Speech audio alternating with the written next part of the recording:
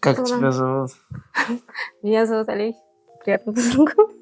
Здравствуйте, меня зовут Алексей, мне 30 лет. Я работаю IT-специалистом. Будем знакомы. Мне 27. Я родилась в Якутии, в Солданском районе. Леша, получается, родился в Москве. Познакомились в университете. Хорошо. Мы, получается, женаты. Чуть больше года, да. С моей стороны, это было как бы логично. Это человек, которому я доверяю. Получается, у меня же родственники и родители очень далеко находятся. Я подумала, что если со мной что-то случится, там, не знаю, в реанимацию, например, попаду, да, подумала, что у него не будет юридических оснований меня посидеть в больнице и так далее. Поэтому подумала, круто будет, чтобы это был муж. И я никогда не думал, что девушки выбирают мужей именно по таким критериям. Я ее просто любил, и все, она выгоду искала. Это не выгода, это логика. Окей, назовем это так. Бро, смешно. Якутск Ньюс. Лучшее из якутского интернета.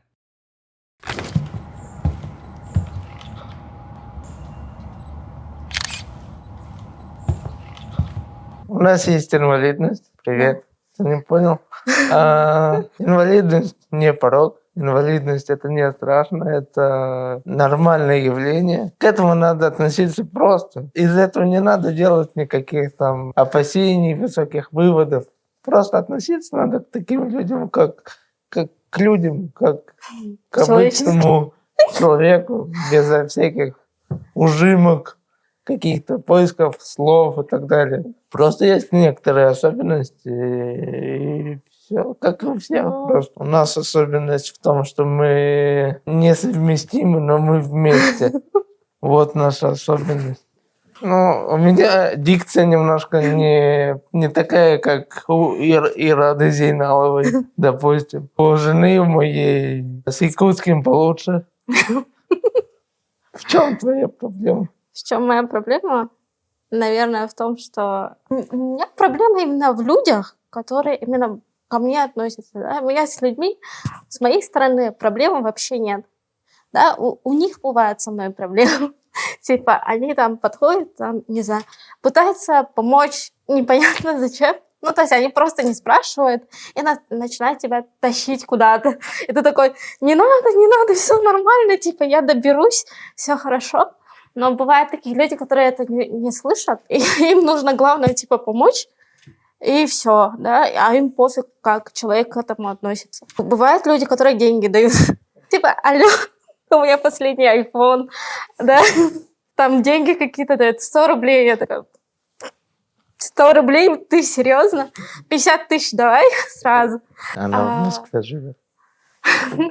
И вот у меня с этим вообще как бы с инвалидностью, у меня первое время, да, мне было сложно себя принимать, и тем более то, что я в Якутии родилась, да, потому что людей с инвалидностью на улицах вообще не видишь. И ты думаешь, что ты один такой, и тебе тяжело со взрослением, с опытом и так далее.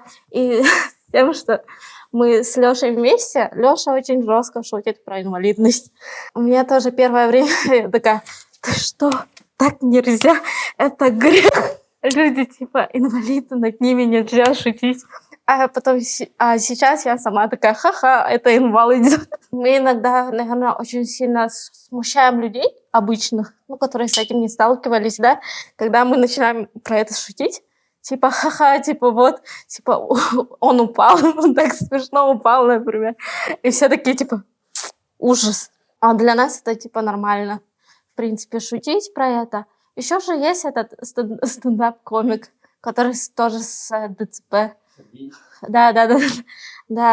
Мы были на его выступлении, он тоже, про инвалидность шутит. Как бы это его фишка, да. А сегодня вы будете отвечать на откровенные вопросы. У каждого есть откровенные вопросы. Если вы будете не отвечать или уходить от ответов, то вы будете отдавать 500 рублей своему собеседнику. Хорошо? Отлично. Итак, мы готовим. Также у вас есть возможность, если вы сами ответили на вопросы, можете его переадресовать. В целом, если вы готовы, мы можем начинать. Готовы? Суйфа. Что это было? Это задержка в развитии. Ты начинаешь. Я Я- начинаю. Так я победила. Это была бумага.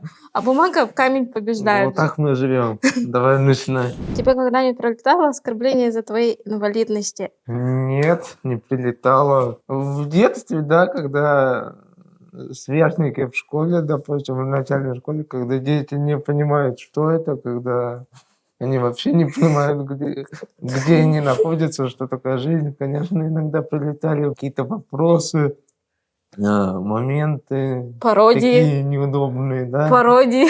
Но в целом я бы не сказал, что мне что-то такое прилетало. Задевало то, что из-за странности речи, из-за того, что речь не очень понятна, тем более в детстве, когда, в принципе, разговаривать не умеешь. И, ну, как бы не очень хорошо излагаешь, и, то есть, а тебе надо много коммуницировать. Я учился в обычной школе, у меня был класс по 30 человек. Возникали иногда такие неловкие, неудобные моменты, диалоги. Но в целом, скажем так, после 13-14 лет эти моменты отпали, потому что дети стали взрослее, стали более-менее понимать мир. И как бы, ну или просто привыкли ко мне, потому что я общительный человек. То есть ты дословно типа не можешь вспомнить какой-то оскорбление? Ну, просто обзывали там кривой или косой, ну вот что-то в этом роде. Но это как бы, я на это обижался раньше в детстве, а сейчас я понимаю, что это просто из-за непонимания, из-за неграмотности именно детской. Ну, вообще, почему человек такой, а не то, что они хотели там как-то действительно оскорбительно обидеть. Были ли у тебя оскорбления в контексте инвалидности? Ну, мне кажется, именно с детьми, когда ты маленькая, да, и как бы окружающие тебя дети тоже маленькие, они пародировали мою походку, например, типа пытались ходить так же, как и я, но меня это обижало на тот момент. Ну, типа, ну, это не смешно. Типа, смешно должно быть именно для всех, а не для того человека, который шутит. В принципе, во взрослой жизни, да, именно про инвалидность, наверное, не было никаких таких оскорблений. Пытались задеть из-за национальности, ну, именно в Москве, да. Там преподаватели были такие, которые, типа, пытались задеть из-за национальности, но я прям такая стойкая была на этот счет, сразу давала понять, что типа, со мной так нельзя. А именно по инвалидности, чтобы прям оскорбляли. Нет, наверное. Не было прям такого ничего. Сейчас мы ликбез по инвалидности сейчас проведем. Типа, как надо общаться, что надо это. Нравится ли тебе, когда к тебе относятся как к инвалиду, уступают место и так далее? Так скажем так, что я умею из этого, ну, свою выгоду получить. У меня есть история. Я ходила, короче, в кино. После пар очень опаздывала на последний сеанс. И получается, что это была премьера «Фантастических тварей». Я очень сильно туда хотела попасть.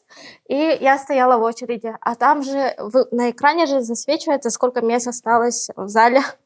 И передо мной там больше человек, чем место в зале. И я понимала, что если все эти люди купят билеты, то я не попаду в зал. Поэтому я сказала, что пропустите инвалида, мне тяжело стоять. Ну, прям такого нету того, чтобы мне там тяжело стоять, да. Просто моя выгода в этом была. Не знаю, честно, нечестно, но мне кажется, что, в принципе, человек должен уметь использовать какие-то свои а-ля таланты, особенности, да. Поэтому it's okay, мне кажется. Но Лёше это не нравится. Да, я не разделяю это мнение, потому что я считаю, что все должны быть равны. Ну, не то, что коммунизм, а просто это справедливо, и не надо разделять инвалид, не инвалид. Когда человеку плохо, да, понятно, что ему надо помочь, уступить и так далее. Ну, то есть он живет как в моменте ему не нужна помощь. Да и уступать не надо. Если ты И если бы ты простояла очередь, о чем ты сказала выше, то это тоже неплохо, потому Так что ты я бы бы не не попала смогла на посмотреть фильм. на всех этих фантастических Я очень фантастических это была, тварей. это была премьера, и я очень хотела попасть на этот фильм. Это был последний сеанс, поэтому все нормально. Ну, для меня это нет такого, чтобы ты там ходил, попрошайничал, да? Ну, это как-то, мне кажется, это очень странно, потому что, в принципе, даже имея какие-то ограничения по здоровью, на данный момент вообще развитие нашего общества, там работу найти можно, то есть работу зарабатывать, да, саму себя обеспечивать можно. А там ходить просто попрошайничать и плакаться о том, что вот я инвалид, тыры-пыры, да, все мне должны. Никто никому ничего не должен. Ты должен добиваться сам, вне зависимости, инвалидность у тебя есть или нет. Ну, вот именно вот в таких маленьких уловках я, наверное, могу уступить себе, да, в этом принципе. Вот в маленьких таких моментах, потому что, ну, в принципе, никто от этого не пострадал же, да? Завидовал ли ты здоровым людям? Блин, ну вопрос, конечно. О, Завидовала? зависть была, но она связана не с тем, что кто-то здоровый, а кто-то нет. Ну, просто все мы живем в обществе, все люди разные, у всех разные навыки, профессии, привычки, хобби и так далее. И кто-то что-то умеет, кто-то умеет держать свет, держать ракурс, включать свет. И тогда, ну, допустим, там кто-то больше знает чего-либо, а ты не знаешь. Иногда, да, тебе немножечко обидно, что тебе интересно, как что-то устроено, а ты этого не знаешь, а кто-то там, сидящий рядом с тобой, это знает. Естественно, из-за этого немножко зависть и... Ну, опять же, зависть бывает разная. Ты можешь завидовать по-доброму, а зависть может двигать тебя, двигать человека, что-то узнать. То есть я не знаю, как, там, допустим, тонкости твоей работы, допустим, они мне интересны просто для общего развития. И меня это мотивирует что-то там начать читать, узнавать и так далее. По поводу здоровья, если конкретно говорить, то нет, наверное, зависти нет такой, чтобы прям зависть просто, когда, например, смотришь там какие-то спортивные соревнования, да, то иногда возникает Танцы. интерес, желание сделать так же. Но я понимаю, что для меня это невозможно или очень-очень сложно. Допустим, там, не знаю, танцы или, ну, любые танцы, либо там марафонские бега, допустим, да. Мне, например, было бы в кайф пробежать там марафон хотя бы там 5-7 километров, но я понимаю, что я... Если... Нет, ну я пробегу, но это будет мне не в кайф. У меня вопрос такой. А как он сделал Лёше предложение? Не помнишь, что Ну, ли? расскажи. Я расскажу. Ну, я же тебе сделал. Это ж ты была? Короче, у меня был день рождения, а я на свой день рождения вот в марте люблю куда-то уехать. Да, если я там нахожусь в Москве, то я уезжаю в какой-то другой город. Если там в каком-то таком городе, я всегда люблю уезжать и какие-то новые впечатления получать. И получается, что мы в том году поехали в Сочи, и я в первый раз в жизни увидела море. Типа море. И Лёша тут неожиданно, вот на берегу моря, да, вот этот вот март, там холодно, ветер, там дождь начинается.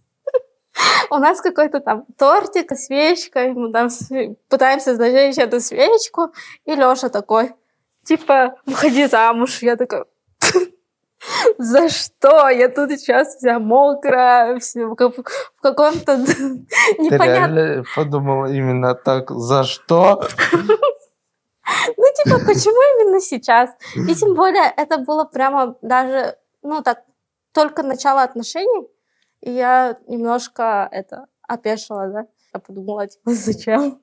Ну, я такая, ну, хорошо. Ну, так получилось. Мне кажется, в принципе, просто нужно было позреть для этого, да? Мы после этого через 3 года только поженились, получается. Есть ли у тебя какие-нибудь сексуальные фантазии, которые ты не в силах воплотить?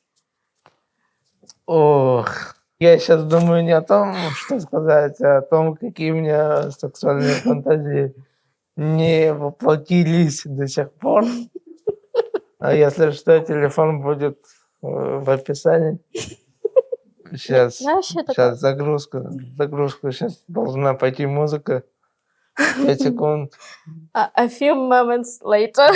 Я не знаю, наверное, Гони 500 рублей. наверное, будет неожиданно, но я скажу, что на данный момент в жизни они все воплощены, потому что они все воплотились до Сочи. В смысле? Вот, уже как конфликт интересов пошел. Ну, у тебя был тройничок, да, у Но- меня не было тройничка. У него был тройничок. Это тонкий намек, да? Ссылка в описании. Если что, пишите меня в Инстаграм, девушки. Оригинально у нас получается. Сначала мы говорим Да мне- про инвалидность и ограничения. Потом приглашаем на тройничок. Нормально. Не знаю, если честно, пока что у меня нет никаких таких фантазий, которые я не мог бы воплотить. Готов отдать 500 рублей. А если у тебя такие фантазии, отдать мне 500 рублей. Я бы не сказала, что я не в силах. Просто нету, как бы... Партнер. Ну да, нету партнерши. Было бы прикольно, да. Я бы хотела попробовать с девушкой. Ну, реально. Мне кажется, это круто. Всё, Все. пока. Все. Я как бы нормально к этому Не, отношусь. мы- Просто Мы постоянно друг друга подкалываем насчет противоположной сексуальной ориентации, да, скажем. при этом мы в России живем. Да, и при этом мы в России живем. Очень опасная тема, короче. Постоянно подкалываем. И, в принципе, не знаю, для меня кажется, девушки больше стараются, чем парни. Парни все такие, типа, какой я есть, такого и любите, да? А девушки, типа, красивые, что-то там интересное, красиво выглядят, как-то интересно себя подают, да? А парни более, ну, прямолинейные, что ли. Ничего такого, ну, креатива в них нет, мне кажется. Вот, а с девушками интереснее. А как ты считаешь, что должен делать парень вообще в общем, В общем. чтобы он дотягивал? Какая тушь может быть, помада? Да, не знаю. С точки Вот в зрения этом и вопрос. парней, с точки зрения именно гетеросексуальных отношений, я кроме тебя никого не рассматриваю. Почему? Не знаю, я просто не вижу в других парнях какой-то сексуальный объект, да? Ну, грубо говоря. Типа, вот, я бы там это... Нет, чисто, типа, это платоническое, наверное. Типа, сходить, какой-то там, какой-нибудь романтический жест и так далее. Но парни же не такие. Типа, они вообще не знают, там, какой-то романтический жест там сделать и так далее. Мне кажется, это больше у девушек получается сделать. Вот. Ну, А именно в сексуальном плане насчет парней, ну, вообще нет такого, не знаю, никакой даже суперзвезды, да, такой нет, чтобы я такая, вот, я бы с ним, я такая, типа, это же надо там постараться, да, там, не знаю, ноги побрить. Айка, не хочется. скажи, а Для вот когда ты вот так вот делаешь, ты вот делаешь точно как Настюха Ивлеева, вот так, Так? да. Когда ты говоришь про парней, Какой размер, да? 15 сантиметров она говорила. я не знаю. Я не помню точно. 15 сантиметров. Нет, у меня никакого сексуального подтекста нету. Нет, Ну, хочет, ну ладно, окей. Нет. а, Мне кажется, размер не важен. А Главное, как ты пользуешься. а давай- Умеешь пользоваться или нет. ты хорошо интервью помнишь, я смотрю. Что? Давай я тебя спрошу Окей. в этом же контексте. Пошли. А, Вопросы нет, без нет, вопросов. мне просто интересно, ты говоришь, что парни как бы не очень, скажем так, идут на контакт, идут на Да. близость, на Да. ухаживание, да? Мгм. Насколько я знаю, насколько я заметил за свою длительную жизнь в тридцатник, парень девушке там дарит цветы, ну или старается уделить какое-то просто свое время. Ага. Когда парень приближает момент там сближения, ну то есть похода в ресторан там хотя бы несколько раз в Мгм. неделю, там, допустим, ну как фантазия хватает, Ну, то вы же сами как бы такие, о нет, нет, нет, нет, нет. Он меня пригласил в ресторан, я сыта. Я не пойду. Он страшный. Еще не мытый. Блин, а зачем мне вообще именно иметь какие-то сексуальные отношения со страшным еще и не... Ну, блин, его воспитывали как мужика, его Да воспитывали не нужен мне такой бруталом. мужик. Зачем? Да Типа, чтобы страдать, что ли, потом? вам не нравится брутал, вам не нравится А ты- сопляжуй, простите. Не, ну должна же быть какая-то золотая середина, да? Нормальный человек, который моется каждый день. Короче, парни, кто это увидит, Не мойтесь каждый день, и у вас все будет ебись.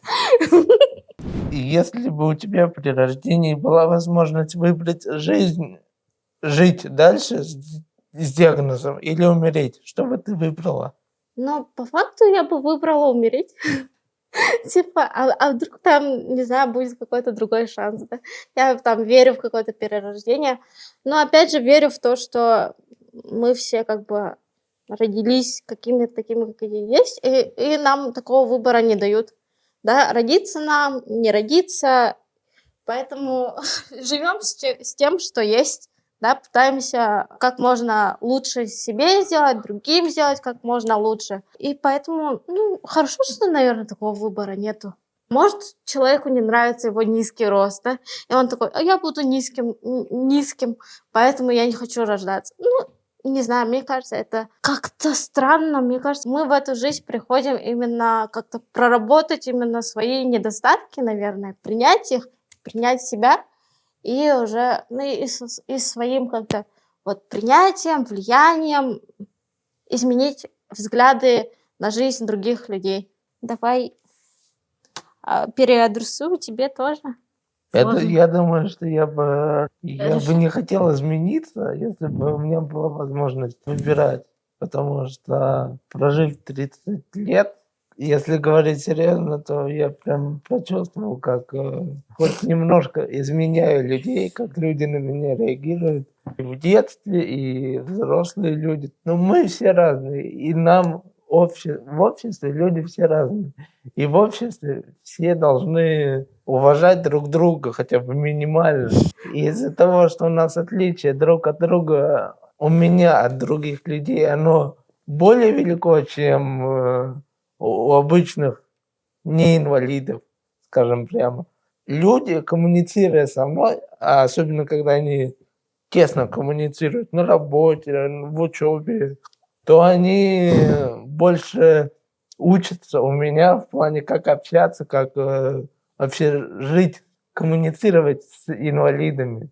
То, что есть родственники, которые знают по умолчанию, да, ну, как бы уже с детства знают специфику, всякие мелочи, тонкости, это отдельная история. Я сейчас говорю про чужих людей, которых я вижу в первый раз, которые меня видят первый раз, и которые со мной коммуницируют. Самая смешная шутка, которую ты слышала в свой адрес. Какая же это была шутка? Я не могу вспомнить шутку, но у меня был один очень странный комплимент. Мы учились в инклюзивном университете, и там ребят с инвалидностью было там 50% с инвалидностью, и другие 50% здоровые ребята. И я, короче, сидела у знакомого в комнате, а он колясочник, и я просто села его в коляску, ну, потому что места, где сидеть не было, просто села. И у меня один парень такой говорит, тебе идет коляска. И я такая, спасибо. Потом такая, а почему ты это сказал? А он говорит, ну, некоторым коляска не идет. Я такая, а ты такая маленькая, и тебе идет коляска. Я такая, Пикап мастер. ну,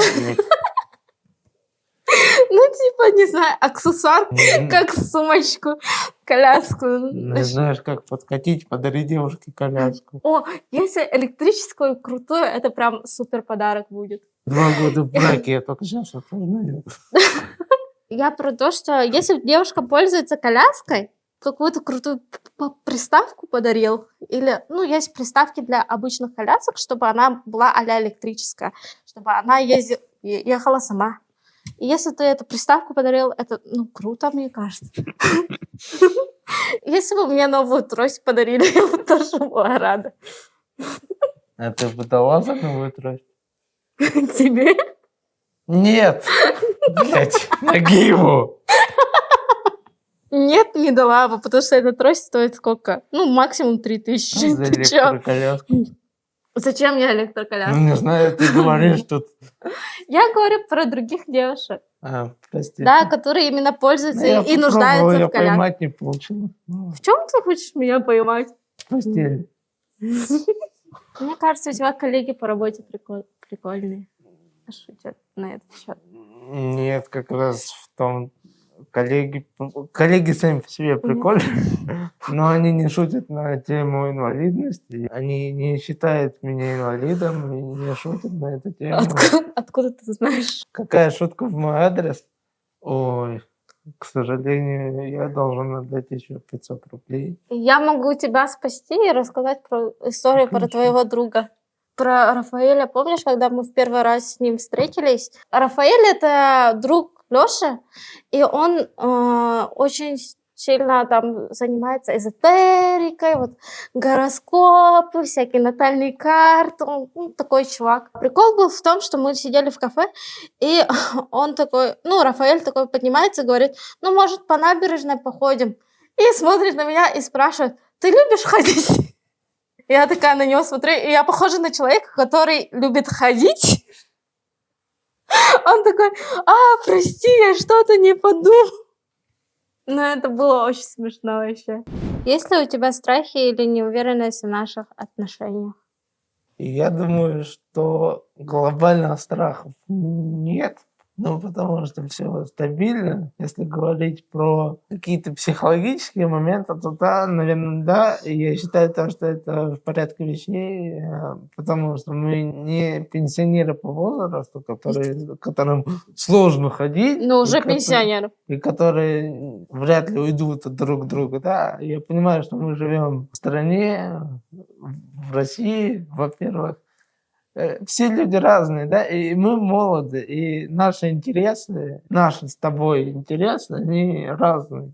Тогда, несколько лет назад, когда мы зацепились друг за друга из-за торф, около моря, мы хотели, у нас была цель там, жить вместе, иметь жилье в Москве. Были какие-то общие цели, какие-то желания. А сейчас, спустя там 2-3 года, мы этих целей достигли. Я считаю, что мы их достигли полностью. И сейчас вот лично у меня, и вопрос к самому себе, чего я дальше хочу от жизни. Соответственно, я меняюсь, у меня возникают какие-то новые мысли вообще про жизнь, на жизнь. То же самое вполне логично, что происходит у тебя, я надеюсь. И именно с этим связаны некоторые не опасения, просто психологические моменты. То, что мы слишком можем слишком разного хотеть. Может быть сложно найти общий момент в плане понимания друг друга. То есть, чтобы не получилось, как в басне лебедь, рак и рыба. Щука. Рыба. Ты рыба по гороскопу. Лебедь, рак и рыба, которые хотят разных, очень разных вещей, при этом они должны держаться вместе, потому что если они будут по отдельности, то им будет вообще сложно существовать просто в мире, тем более нам, потому что мы, скажем так, спасаем друг друга. Как Олеся сказала выше, как некоторые шутят, мы один нормальный человек в 2 организмах. Короче, когда мы объединяемся, как эти трансформеры, и получается один нормальный человек. У меня руки, у него ноги. А головы-то нет. А головы нет. Ты не боишься, что у нас родятся дети с синдромом ДЦП? Это невозможно. Это невозможно. ДЦП — это не генетическая болезнь. Это не генетическая болезнь, это некорректные вопросы с точки зрения медицины, да. Я, короче, как-то ехала в лифте, и там люди разговаривали про то, что там синдром Дауна там передается генетически, еще какие-то там болезни передаются генетически. И такие, ДЦП же тоже генетически передается. Я такая не выдержала и такая говорю, нет, не передается, а ДЦП именно это родовая травма. Да, то есть что-то случилось в природах, либо же, ну, чаще всего в природах. Да? Я, например, родилась раньше срока, слишком быстро, да, и, скорее всего, там повредила себе позвоночник, а у Лёши была... Асфиксия. Асфиксия – это когда плод сам не может до конца вылезти. Часть плода вылезла, часть ребенка вылезла, скажем так, остаток этого тела, он не может вылезти, потому что он либо очень большой, либо у матери не хватает сил его вытолкнуть. И при этом врачи специальными инструментами физически вытаскивают плод. Иногда из-за этого и случается ДЦП, потому что, вытаскивая плод физически, они нарушают что-либо. Чаще всего, во-первых, это, конечно, нервную систему, из-за которой, собственно, и появляется отклонение у человека. На самом деле очень много же детей с ДЦП, да, всякой разной формы и так далее, но, в принципе, мне кажется, что большинство таких детей рождается из-за врачебной ошибки. В какой-то момент какая-то врачебная ошибка, и мы не можем там сделать на ранних сроках беременности, да, какие-то анализы и узнать, что у ребенка будет ДЦП. Нету такого, к сожалению. И большинство случаев ДЦП это врачебная ошибка получается. Или какие-то другие обстоятельства, именно внешние, а не то, что было заложено в ребенке или в матери. ДЦП не лечится, но оно может прогрессировать. Если Рождается человек, врачи понимают, если они хорошие, то они что-то понимают. Они понимают, что у человека ДЦП, плод растет, а ребенок растет, ДЦП начинает проявляться визуально. То есть его начинает быть видно не только специалистам. Там спастика появляется, да, то, что мышцы сокращаются. То есть, если говорить о спастике, немножко расскажу. Например, напрягите руку, просто напрягите руку. И представьте, что спастика – это то, что именно у меня, например, ноги постоянно в таком напряжении находятся. 24/7 постоянно.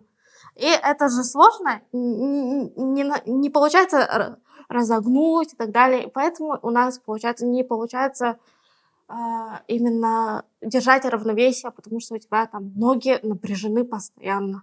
И очень сложно это расслабить. Это нужно проходить там реабилитацию, абилитацию, вот это вот и все. Это нужно заниматься. Но я, например, хожу в зал с тренером, занимаюсь пилатесом, кстати. Пилатес очень хорошо помогает при ДЦП. Кстати, меня бесят другие ДЦПшники. Пойду я. Именно те, которые ничего не пытаются делать. Ой, бля. Потому что, дофига инструментов на самом деле, чтобы что-то сделать с собой. Я знаю, что это сложно. Одному первому начать это сложно. У меня вот прям поддержка это Лёша. Он меня прям поддерживает. Там. Мы с ним вместе в зал ходим, он меня там растягивает, вот это вот все. И поэтому меня немножко вот подбешивает, которые просто сдались. И, большинство ДЦПшников могут ходить. Хоть как, но могут ходить. Но большинство из них просто сдается и садится на коляску. Если посмотреть, например, на город Якутск, да, ты на коляске вообще никуда не попадешь. Вообще никуда, даже в кино не попадешь. Вот так жить, мне кажется, алло. Так, думаешь, ты бы женился на мне, если бы был здоровым человеком? Я думаю, Это прям что жесткий вопрос. да. Просто я думаю, что да, я бы женился. Я вообще, просто я всегда думал, что если бы мы были, или кто-то из нас был бы здоровым, то мы бы не встретились. И это абсолютно Да. так. Просто вот миллиард процентов, что это так. Но если бы так случилось, что мы встретились, не знаю, зацепились друг за друга, то я бы долго-долго думал. И если бы меня не отговорили, потому что я знаю, что когда в молодой паре один из партнеров с отклонениями, родственники, друзья, родственники всегда отговаривают, потому что они думают, что будет сложно, будут какие-то моменты неудобные, ну, всякие. Типа, Всем будет дискомфортно, и будет Да. много проблем.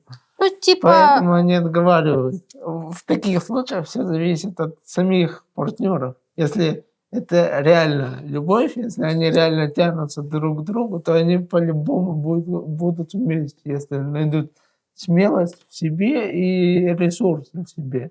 Поэтому я думаю, что да, мне кажется, ну, то, что мы бы не встретились, это 100%.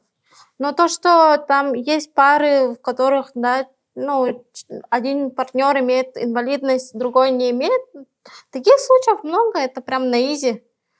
Мне кажется, тут вообще проблем нет, это в самих людях как бы вопрос. есть кейсы, есть примеры, когда в студенчестве такие пары, такие партнеры общаются, дружат, делят постель и так далее. Но когда дело доходит до чего-то большего, то есть там знакомство с родителями, Да. совместное проживание не в общаге, в разных комнатах, а в квартире там или где-то совместно, да, то начинается вот эта вот бытовуха, в которую чаще всего в подростковом возрасте вмешиваются родственники. И, конечно, здесь очень сложно бывает. Но у нас не такой случай, к счастью. Поэтому Типа родители, наверное, такие подумали, типа, ну кто еще, да? Кто еще? после этого она будет обижаться, что я шучу про развод.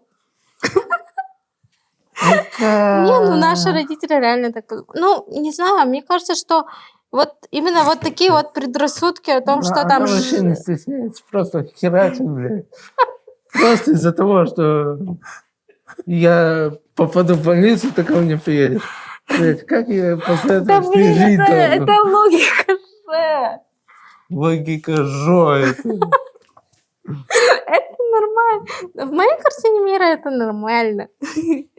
Как мы вообще сошлись? Ты попал не во ту вселенную, наверное. Я хотела сказать, что именно вот эти вот именно предрассудки именно исходят от старшего поколения, скорее всего. От наших родителей и так далее, да. Именно вот сама пара, которая прям решила, что они вместе, то они должны в этот момент как бы проявить твердость, да, что они там готовы, все понимают, что все хорошо, да, и не принимают друг друга, вот. А те, кто говорят, что это сложно, ну, будут всегда.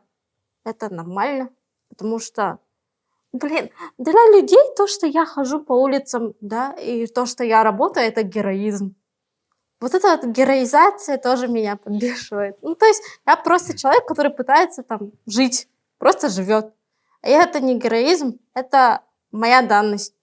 Я живу, все.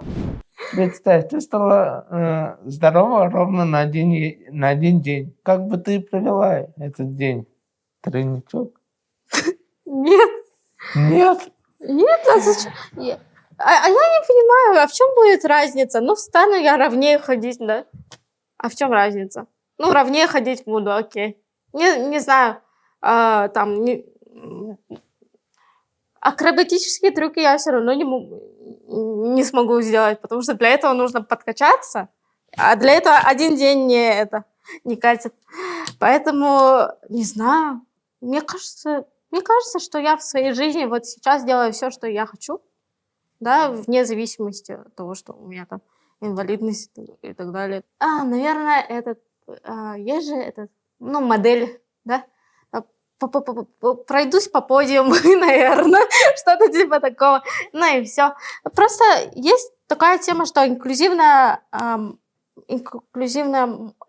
моделинг.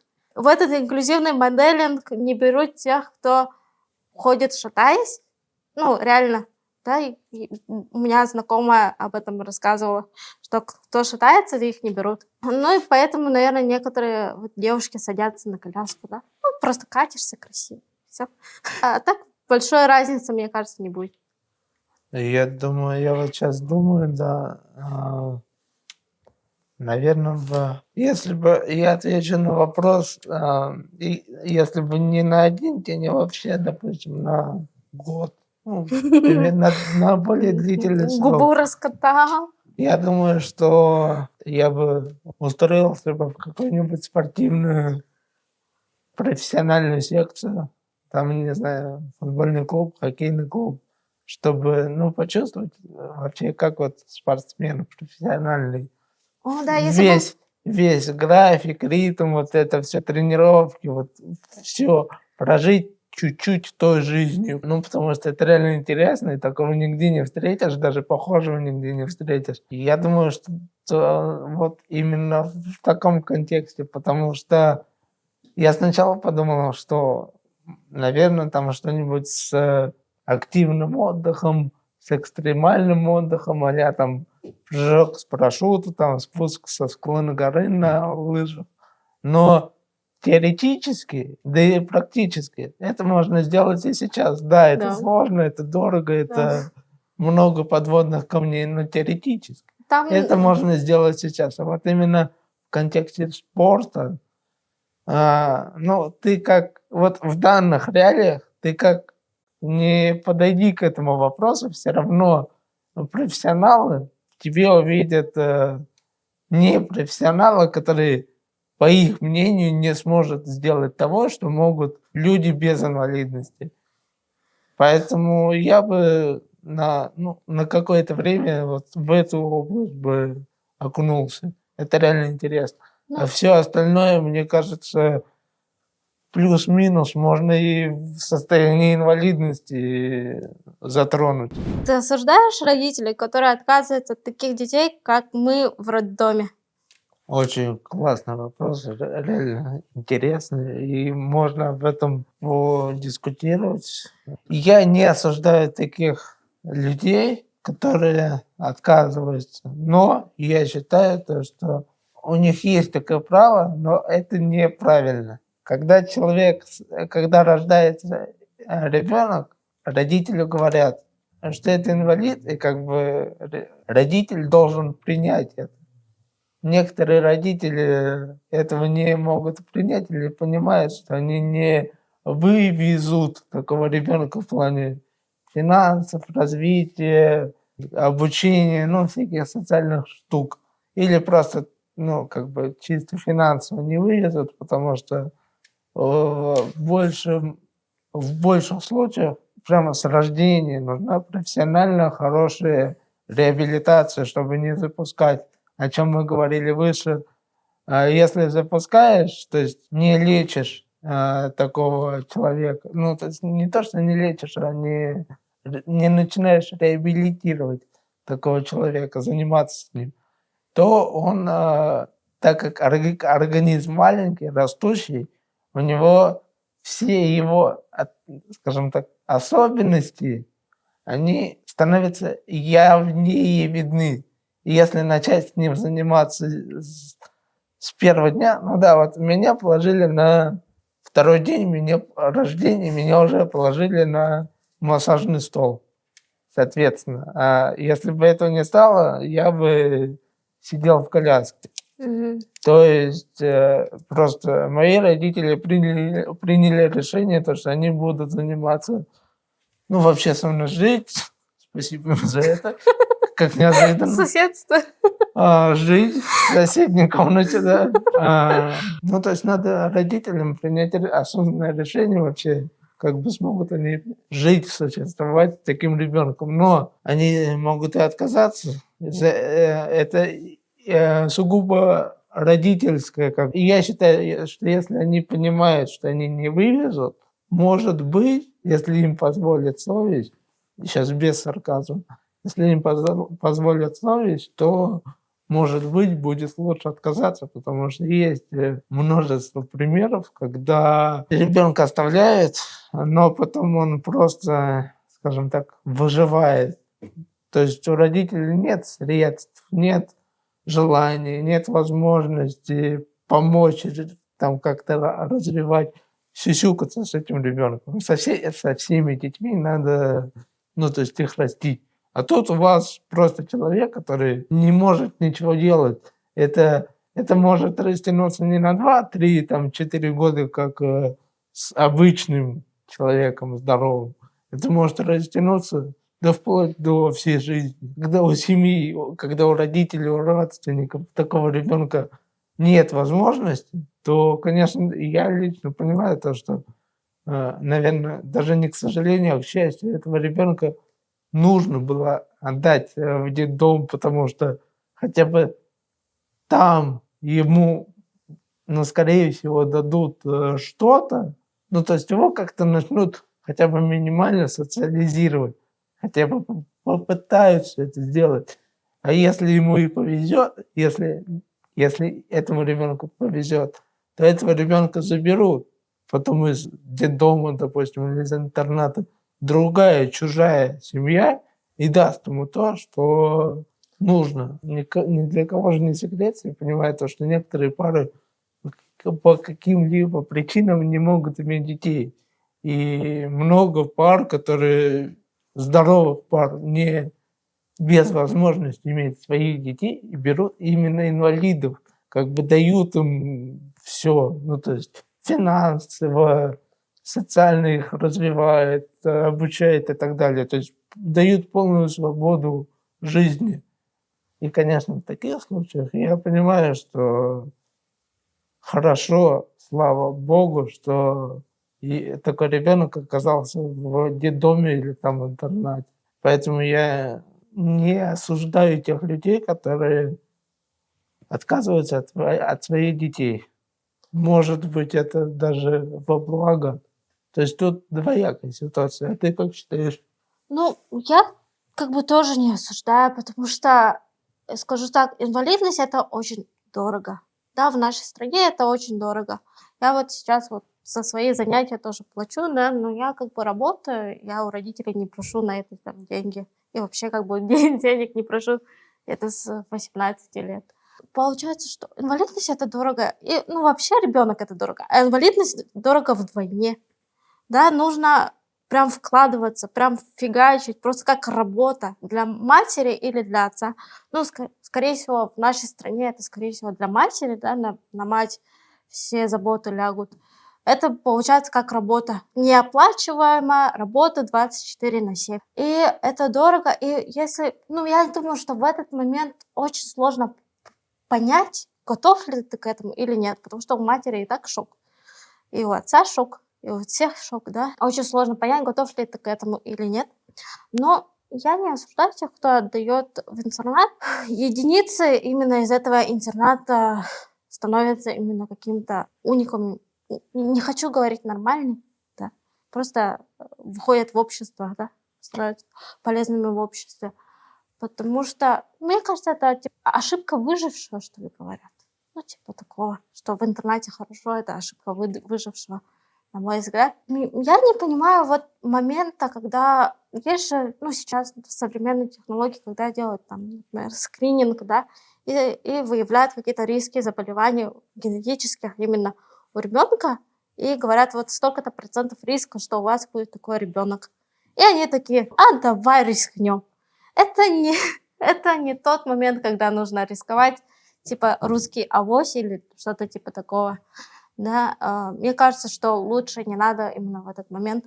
Просто я там на YouTube тоже видела историю женщины, у которой дети тоже с каким-то синдромом, я не могу сказать. Но ей сказали, что вы там носители этого гена, и, скорее всего, у вас дети вот будут такие.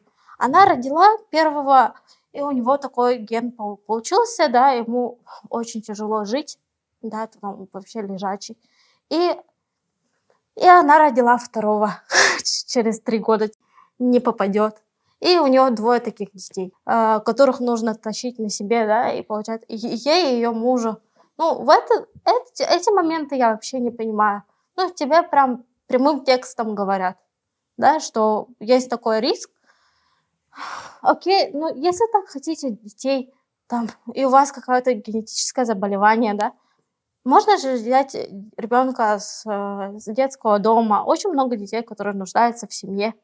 Можно взять ребенка с детского дома. Мне кажется, так будет даже, ну, и лучше.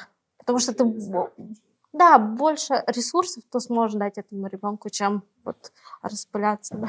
Как ты считаешь, что было бы для тебя лучше изначально? Ну вот все, чтобы вот тебя родили, поняли, что у родителей ребенок инвалид, твои родители. Как было бы лучше, чтобы ты, чтобы они тебя оставили у себя или чтобы тебя отдали в детдом? Ну, во-первых, они это поняли не сразу, они поняли это через год только, когда мне исполнилось уже год. Врачи сказали, что вот есть задержки в развитии, да. И как бы, ну, уже год человек как бы с тобой живет. И как бы Не отдашь обратно. не отдашь обратно. Ну, я не думаю, что у них, конечно, был такой выбор, что там хотят отдать. Ну, в роддоме маме говорили о том, что я умру, и говорили, что лучше отдать, но отец не согласился. Расскажешь про поддержку государства? Или нет? Я не могу сказать, что ее нет, потому что есть там программа инклюзивного образования, да, субсидированное трудоустройство человека с инвалидностью и так далее. Но как у нас в стране получается, это все как-то извращают. Закон есть, но его извращают. Например, у меня был опыт трудоустройства в российскую компанию, ну, тоже не буду говорить, какую. Они чисто для галочки берут, человека с инвалидностью на минимальную ставку, на минимальную зарплату. И человек с инвалидностью просто, он не развивается. Он просто сидит на этом месте, просто занимает место, чтобы они получали какие-то льготы. Эта компания получала льготы. Или есть такая тема, что просто оформляют документы, и как мертвая душа. И ты просто получаешь вот эту вот зарплату, там, минимальную, да, там, 15 тысяч, сколько? Сколько там минимально? Система, короче, да? Да. И в большинстве случаев вот получается, что российские компании вот так делают. Ага. А мы сейчас работаем, Леша работает в иностранной компании, а я в бывшей иностранной компании. Вот именно иностранные компании, именно там в Москве, в центральных районах, да, России, вот, по факту хорошо берут, есть инвалидность, и у тебя есть какая-то, развитие карьеры, и вот это вот все есть. Ты там реально работаешь. Ты там реально работаешь, ты там реально фигачишь, ты там реально получаешь хорошую зарплату, и с тебя спрашивают, у тебя нету такой, типа, скидки, да, что, я инвалид, косякнул, что-то типа такого нет. Поэтому очень грустно. То есть законы есть, все есть, но, как всегда, все извращено. Спасибо. Вот. Да, все хорошо, все прошло классно, мы поговорили. Те люди, которые с особенностями, не стесняйтесь, ничего не стесняйтесь. Выходите на улицу. Блин, так говорил другой Алексей. Ну ладно. Выходите на улицу и пытаетесь передвигаться, пытаетесь развиваться. Это реально круто. Не надо сидеть дома, потому что сидя дома, с одной стороны, вы себя закрываете, но это неправильно. То есть вы в коконе, это не круто. Намного круче, когда у вас появляются знакомые, друзья. Да вы просто двигаетесь, все будет огонь. Леша говорил про инвалидов, да, я скажу про здоровых, наверное. И не бойтесь, Да, если вам вдруг стало интересно, да, и убедитесь, что человеку комфортно говорить на эту тему, и убедитесь, что человеку нужна именно помощь какая-то физическая, прежде чем его тащить куда-то.